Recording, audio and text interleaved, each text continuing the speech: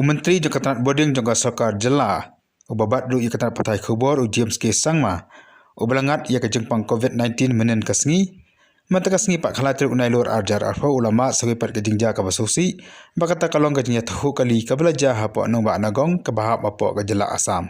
Karkum kila patai khubor ke belas safrian ha social media la tu bakani kaleja hakapor ba James rangkat baki pulet ke belas senani u kidawan paina po Manipur.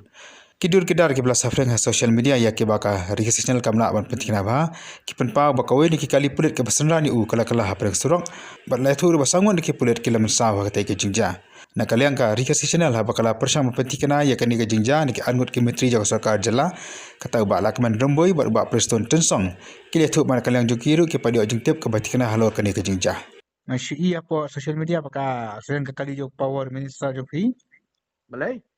na iba na kami apa anon is now ni Oh, bakaron ka accident yang ka kaliu minister power fi James aksiden.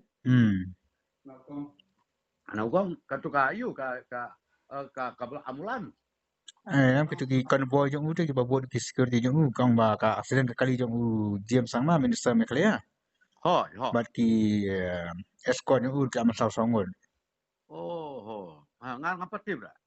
na iba kadon kimi apa social media ba accident ka kali jong minister power James sang ma kadina kumdena Ngaro nga nagwan national nga iyo ingan konsibet.